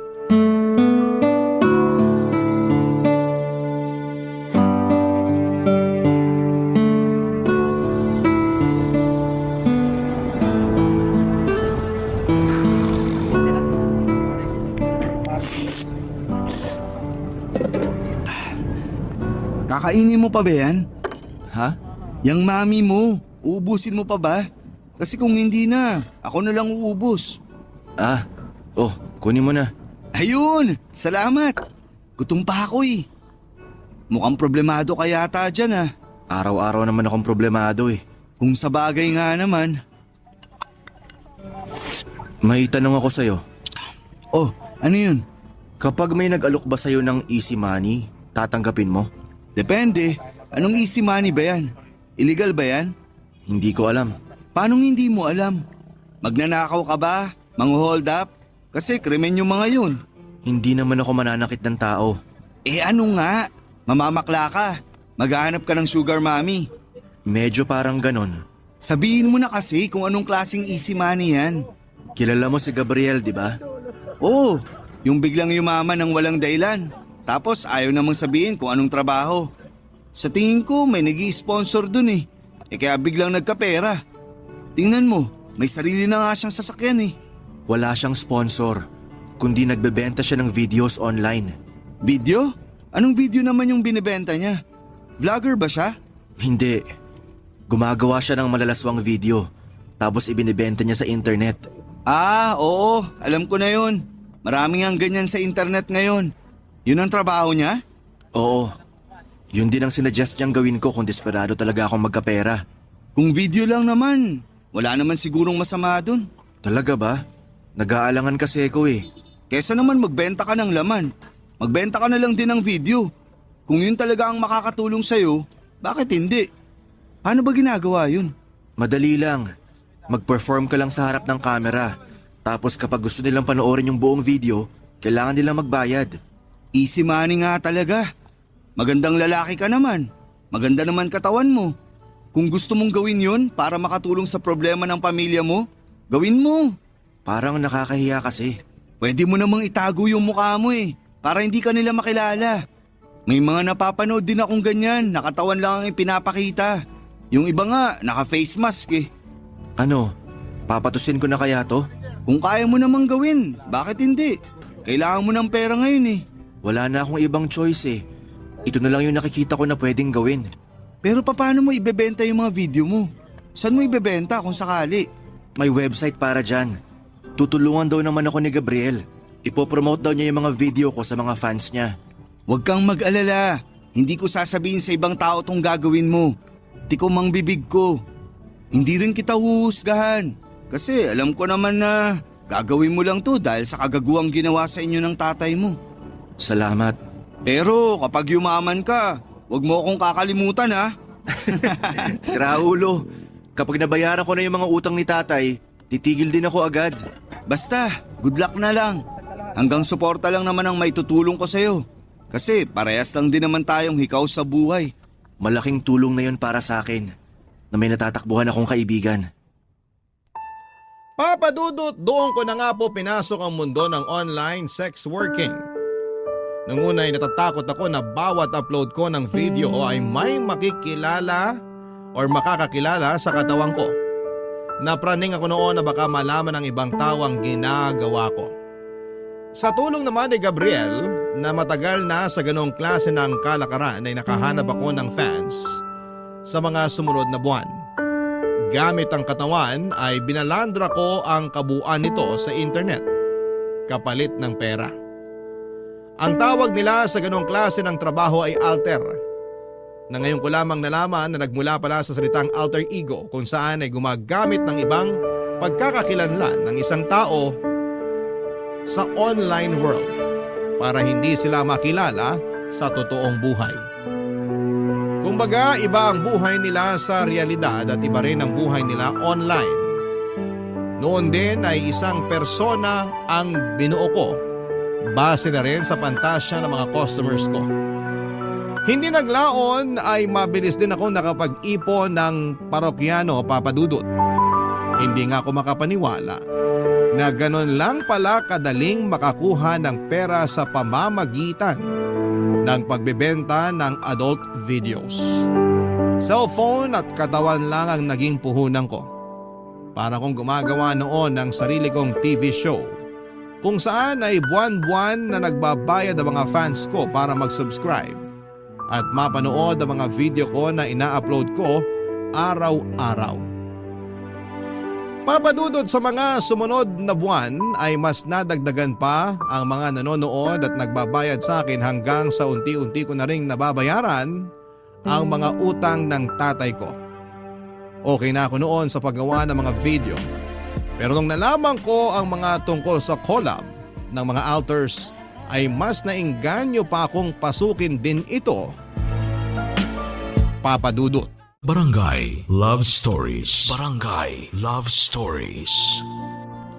Sa mundong pinasok ko ay marami akong nalaman tungkol sa mga personal na pagnanasa ng iba't ibang mga tao. May mga fans ako na mahilig sa paa. May mga fans naman ako na gustong-gusto akong makitang sumasayaw ng sexy. May mga personalized na videos din akong ginagawa na nagro-roleplay para bigyang buhay ang mga pantasya ng supporters ko. Lahat ng yon ay ginagawa ko sa pangalan ng pera. Hindi naglaon ay mas lumaki pa ang buwan ng kita ko. Pinatos ko na rin kasi noon ang mga indecent proposals na natatanggap ko lalo na sa mga mayayamang parokyano. Dahil doon ay nag-resign ako sa trabaho ko bilang gasoline boy at nag-focus na lamang ako sa paggawa ng mga videos. Noong tanungin ako ni nanay kung saan ko nakukuha ang mga perang ipinambabayad ko sa mga utang ni tatay, ay nagsinungaling na lamang ako na nakahanap ako ng mas magandang trabaho. Hindi na siya nagtanong pa simula noon at hinayaan na lamang niya akong kumita ng pera. Hanggang sa isang gabi ay nakatanggap ako ng isang message sa kapwa ko alter. Nagtatanong siya sa akin kung willing daw ba akong makipag-collab sa kanya. Papadudot ang collab na tinutukoy niya ay ang collaboration o pagsasama ng dalawang individual para gumawa ng isang proyekto. Kumbaga sa mga singer, dalawang mga awit ang magsasama para gumawa ng kanta. Ganon din sa amin ang collab kung saan ay dalawang sikat na alter ang magsasama sa isang video para sa pareho nilang fans. Isa ang pangalan ng alter na nag-message sa akin. Dahil interesado ako sa imbitasyon niyang yon, ay nagplano kaming magkita para pag-usapan ang mangyayaring collab sa pagitan naming dalawa.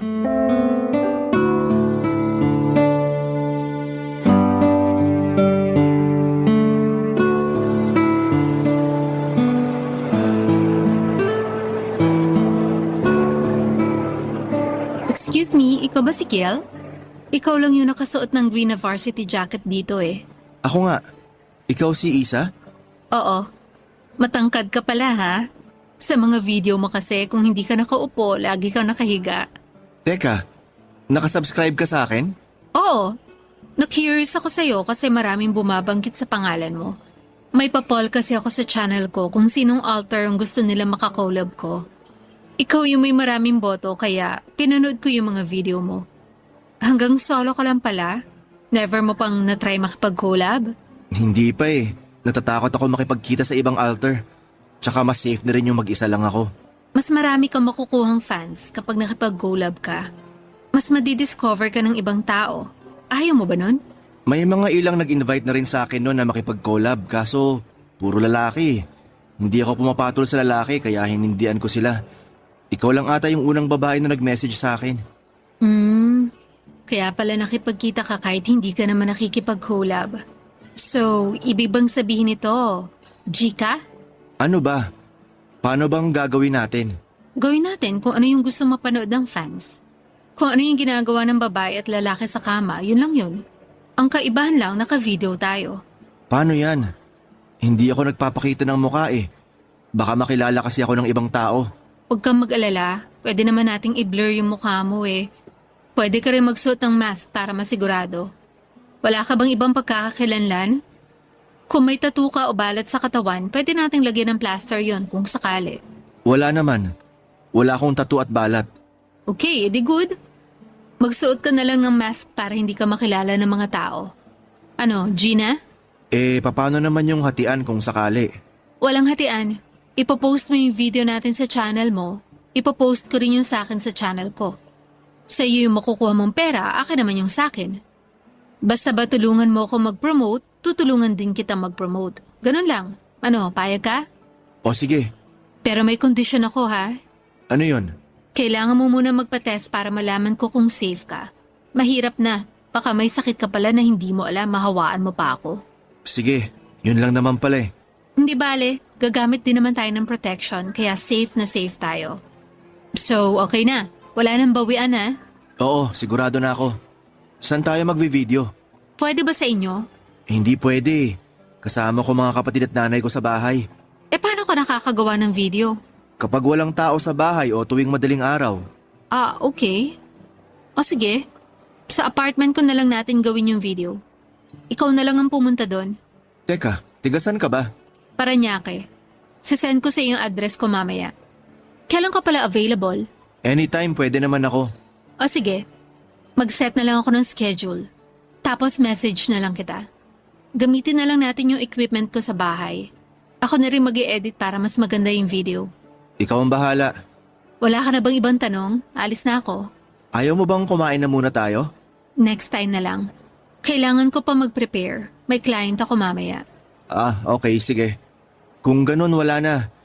Kita-kits na lang? Okay, sige. Mag-ingat ka. Ikaw din. Papadudot ang aminin ko na unang kita ko pa lamang kay Isa ay na-turn on na kaagad ako sa kanya. Napakaganda niyang babae. Sobrang bango pa. Para siyang bulaklak na masarap pitasin. Maputi siya at maganda ang kanyang katawan.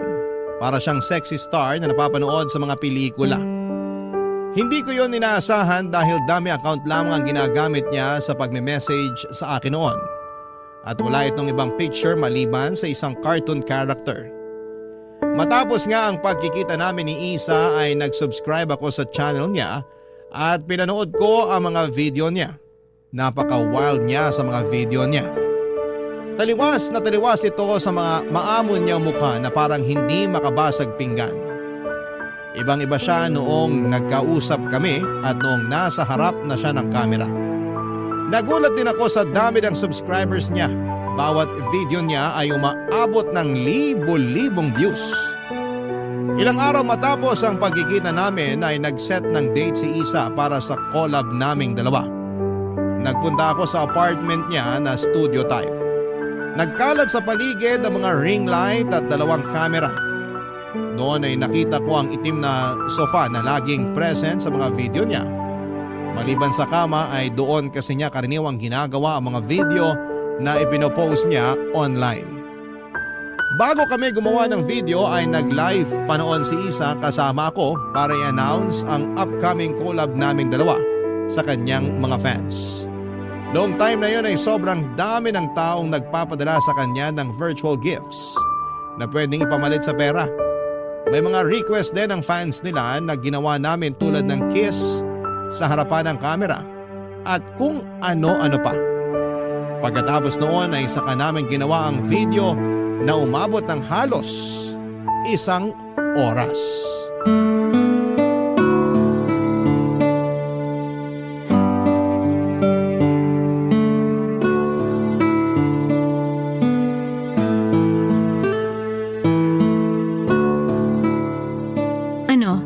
Kumusta naman yung first collab experience mo?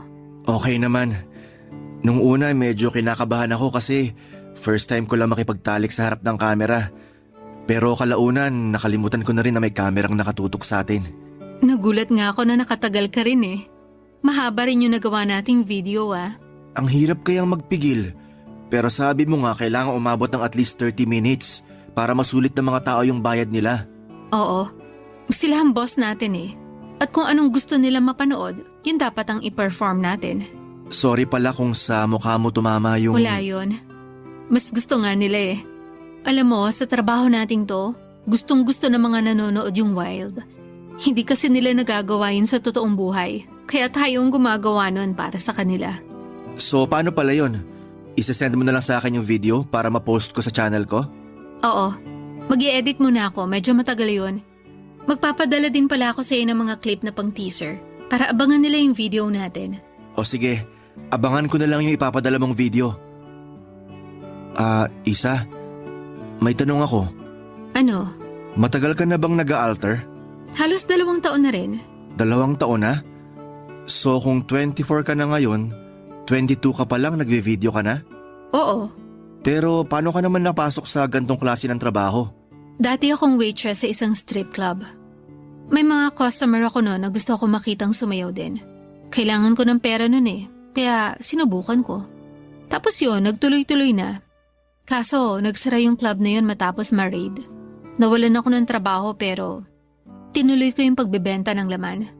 Tapos, na-discover ko yung pag-alter. Pinasok ko rin yun. Ganun pala. Eh ikaw, paano ka naman naging alter? Maraming utang na iniwan yung tatay ko. Kailangan ko yung bayaran para matigil na sila sa panghara sa nanay ko.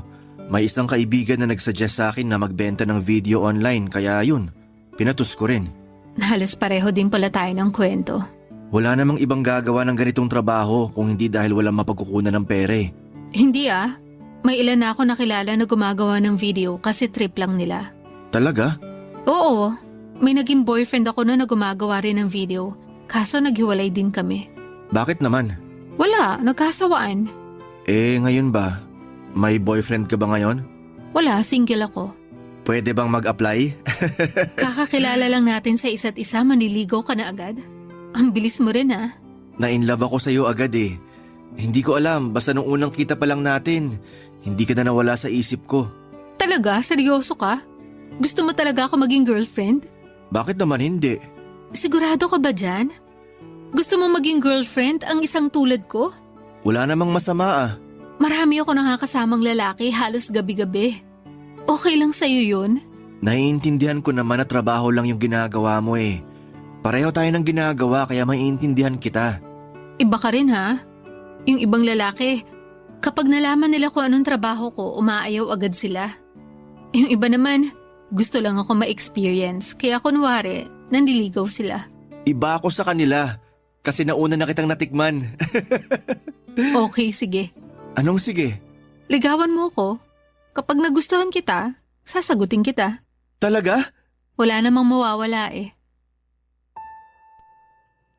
At yun na nga po ang ginawa ko, Papa Dudut. Niligawan ko si Isa habang ginagawa yon ay nagpatuloy ang collaboration naming dalawa. Ilang videos pa ang ginawa namin dahil pumatok ang unang video na in-upload namin sa kanya-kanya naming channel. Hindi nga nagtagal ay sinagot din ako ni Isa at nakilala kaming dalawa bilang magkasintahang alter. Sobrang successful ng partnership namin noon sa puntong tumatanggap na kami noon ng live audience. 2 buhay ang meron kami noon. Ang buhay na normal na tao at ang buhay ng isang alter.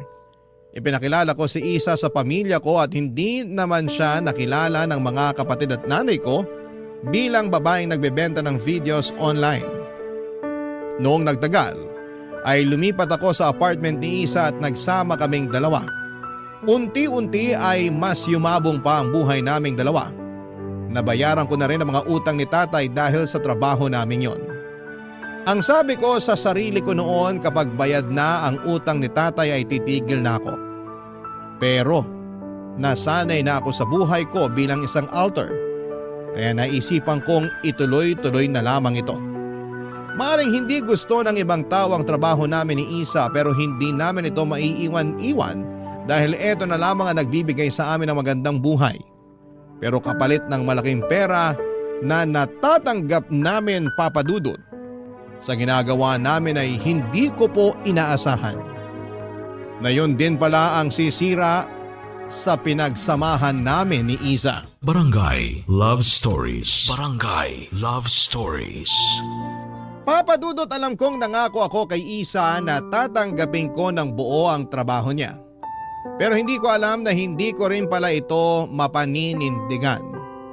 Sobra kasing lumalim na ang nararamdaman kong pagmamahal para sa kanya sa puntong nagsimula na akong magselos sa mga lalaking nakakasama niya. Kung ako ay hanggang video lang ang ginagawa ko, si Isa ay malawak ang trabaho niya. Maliban sa paggawa ng mga video ay nag-i-escort din siya.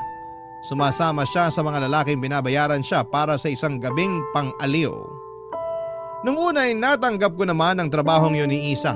Alam ko na gano'n na talaga ang ginagawa niya bago ko pa siya ligawan. Pero dumating ang relasyon namin sa puntong nawawala na siya ng oras para sa akin. Lagi siya noong nasa labas. Gabi-gabi siyang umaalis para makipagkita sa mga kliyente niya. Lagi siyang tutok sa cellphone niya para maghanap ng collab at tumanggap ng mga indecent proposal sa kanya, Papa Dudut. Para bang pakiramdam ko noon ay nawawala na ang init ng relasyon namin. Malimit na lang din kasi kami noong gumagawa ng video na magkasama. Nawala na ang intimacy sa pagitan naming dalawa at lumalim ang pagsasama namin. Ang dating malalim na pagsasama ay unti-unting lumalamlam. Sinubukan kong ayusin ang relasyon namin at kinausap ko si Isa at inihayag ko sa kanya ang mga nararamdaman ko. Pati na rin ang pagkukulang niya bilang girlfriend ko.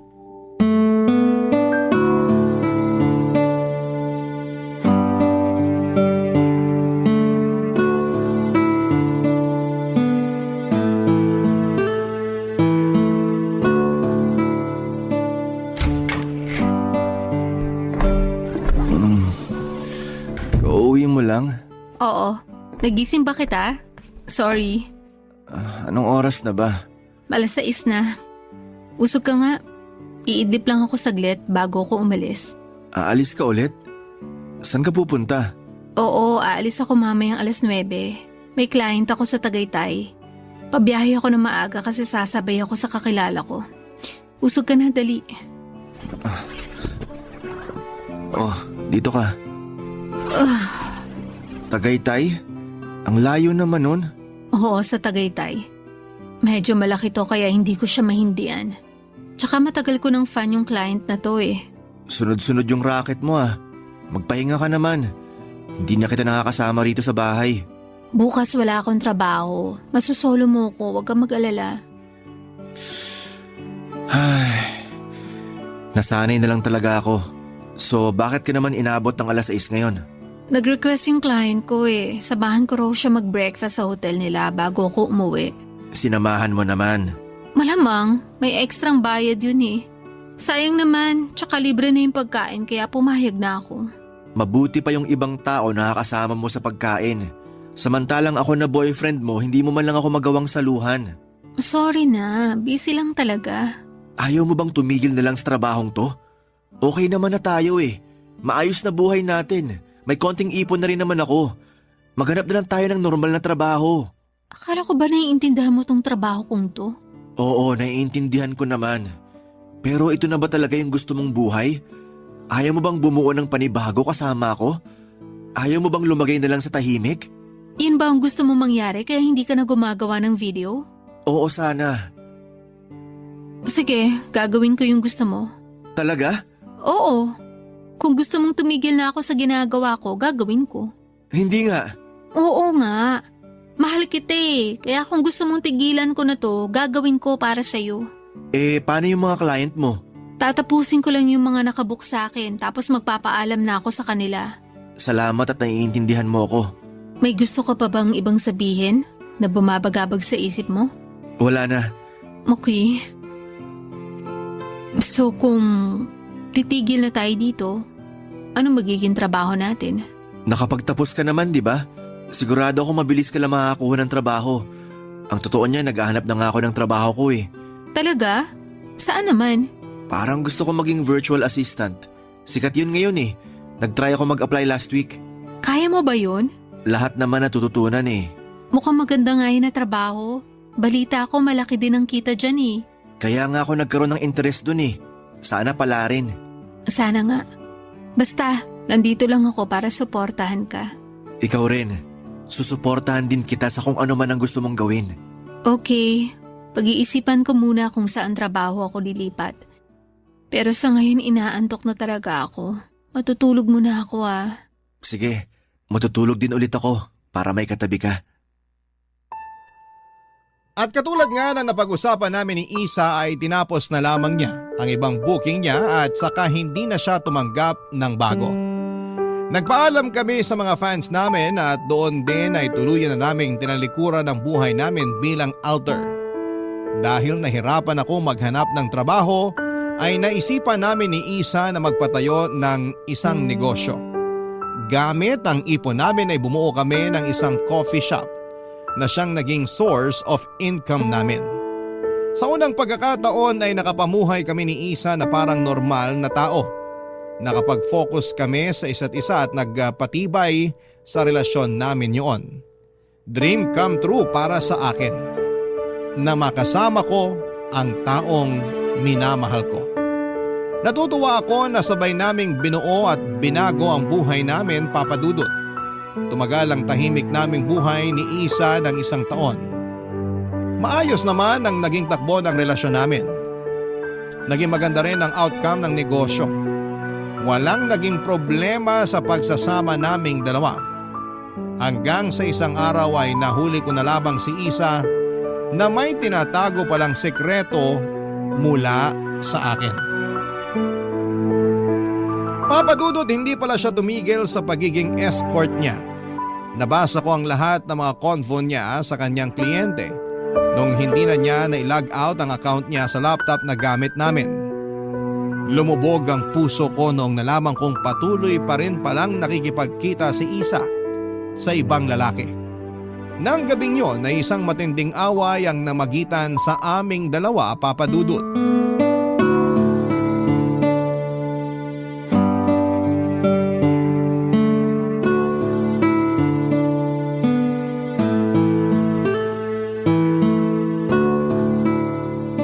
Isa, paabot naman ng laptop dyan sa tabi mo. Mag-i-inventory lang ako. Heto. Ay, teka sandali lang. Bakit? Wait lang, may aayusin lang ako dito sa laptop. Amin na, para matapos ko na tong ginagawa ko. Sandali. Ano bang ginagawa mo dyan? Nagla-logout ka sa account mo, no? Ha? Ang sabi ko, yung dummy account mo, nalimutan mo yatang i-logout. Nakita mo? Oo. Nabasa ko rin lahat ng conversation mo nitong nagdaang linggo. Kiel. So hindi ka pa rin talaga tumigil? Nagbebenta ka pa rin ng katawan hanggang ngayon? Kailangan natin ng pera eh. Anong kailangan? May negosyo na tayo na pinagkukunan ng pera. Bakit kailangan mo pang magbenta ng laman? Kailangan ba talaga natin ng pera o kailangan mo ng pera? Para sa atin din naman tong ginagawa ko eh. Ha? Paano? Anong paano? Mahal ang renta natin dito sa apartment. Simula nung mag-decide kang lumipat tayo. Mahal din ang renta ng pwesto ng coffee shop natin. Marami akong luho, marami ka ring luho. Sa tingin mo kasya yung sales natin kada buwan na nagmumula sa shop? Hindi! Anong pinagsasabi mo? Pinapalabas mo ba na ikaw ang bumubuhay sa atin, ganon? Na yung pagiging escort mo, yun na nagbabayad sa mga gastusin natin? Totoo naman eh. Eh di sana sinabi mo sa akin na hindi sapat yung coffee shop para sa gastusin natin. Para nakapaghanap ako ng maayos na trabaho. Hindi yung babalik ka na lang sa dati mong gawi. Wala na tayong magagawa, nangyari na. May magagawa pa tayo. Pwede kang tumigil sa ginagawa mo. Isa naman. Akala ko bang okay na tayo? Akala ko ba tapos na tayo sa buhay na yan? Tapos malalaman ko, nakikipagkita ka pa rin pala sa iba't ibang lalaki?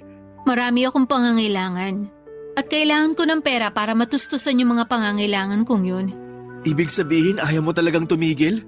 Ayoko. Magalit ka na kung magalit. Itutuloy ko tong ginagawa ko dahil dito ako nakakakuha ng pera. Tatapatin na kita. Hindi sapat tong buhay natin na to. Hindi ako satisfied sa buhay na binibigay mo, kaya ako na ang gumawa ng paraan. Mas mahalaga yung mga pangangailangan mo kaysa sa relasyon natin? Kaysa sa akin? Oo, yun ang totoo. So kaya mo akong iwan para sa trabaho mong yan? Huwag mo akong papiliin, Kiel. Hindi pwede. Kailangan mong mamili. Ako o yung trabaho mo? Kiel. Isa, ako o yung trabaho mo? Alin ang pipiliin mo? Yung trabaho ko. Ito ang gusto ko. Wow! Ganon-ganon na lang? Kaya mo akong iwan para sa pansariling interes mo? Pinapili mo ko eh. Kaya pinili ko yung mas gusto ko. Kiel, totoong buhay to. Hindi drama na pwedeng dayain dahil lang mahal natin ang isa't isa. Sorry, pero hindi ko kaya maghirap kung alam kong kaya ko namang i-provide yung mga pangangailangan ko. Ibang klase ka. Paano mo nasasabi itong mga bagay na to? Ikaw ang nagsimula nito kaya wag mo kong sisihin. Isa lang naman ang solusyon sa problema nating to. Para masalba tong relasyon natin, tanggapin mo kung ano ako. Yun lang yun. Hindi. Kung hindi mo kayang magbago para sa akin, para sa relasyon natin, wala nang rason para isalba pa tong pagsasama na to. Kung mas mahalaga ang trabaho mo kaysa sa akin, hindi ko na ipaglalaban to. Bibitawan mo ako? Sige. Sana maging masaya ka sa ginagawa mo. Kiel, sandali! Huwag kang umalis, Kiel! Papa Dudut, siguro nga'y hindi kami para sa isa't isa ni Isa. Hindi kami nakatadhanang dalawa na magsama. Magkaiba kami ng gusto, magkaiba kami ng hangarin sa buhay. Mas mahal niya ang trabaho niya, mas mahal ko siya. Yon ang pinagkaiba naming dalawa. Pero hindi ko rin hahayaang saktan ko ang sarili ko. Hindi ko kayang gabi-gabing nag-iisip kung sino ang lalaking kasama ng girlfriend ko. Kung hindi niya kayang bitawan ang trabaho niya, ako na lamang ang bumitaw sa kanya. Ilang linggo ang lumipas ay desidido pa rin talaga si Isa na ipagpatuloy ang dati niyang buhay. Kaya naman ako na mismo ang nakipaghiwalay sa kanya. Bumalik ako sa pamilya ko. Iniwan ko sa kanyang apartment namin at binayaran ko na lamang siya para masolo ko ang coffee shop na pinatayo namin. Simula noon ay hindi na muli kaming nag-usap pa. Alam kong malaki ang naitulong sa akin ng pagiging alter ko. Nabago nito ang buhay ko pero ng mga panahong yon ay gusto kong manggaling naman ngayon ang perang nakukuha ko sa bagay na hindi ko ikinakahiya. Nagpursigi ako at ipinagpatuloy ko ang nasimulan kong negosyo. Nag-ipon ako ng pera at binuo kong muli ang sarili ko. Sa ngayon, Papa Dudut, ay masaya na ako sa buhay ko kasama ang sarili kong pamilya. May isa na po akong anak sa ngayon. Ang huling balita ko kay Isa ay isa na raw siyang kabit ng matandang politiko. Hindi ko alam kung gaano katotoo ang balitang yon, pero hindi ko na rin po ito masyadong binigyan ng atensyon. Samantala, ang buhay ko bilang alter noon ay tuluyan ko nang ibinaon sa limot. Hanggang ngayon ay nananatiling sekreto ang parte ng buhay kong yon na dadalhin ko na hanggang sa aking kamatayan. Dito na po nagtatapos ang kwento ko. Maraming salamat po sa inyo, Papa Dudut, at sa inyong mga tagapakinig sa inyong programa sa pagpili ng aking sulat. Ang inyong forever kapuso at kabarangay, Kiel.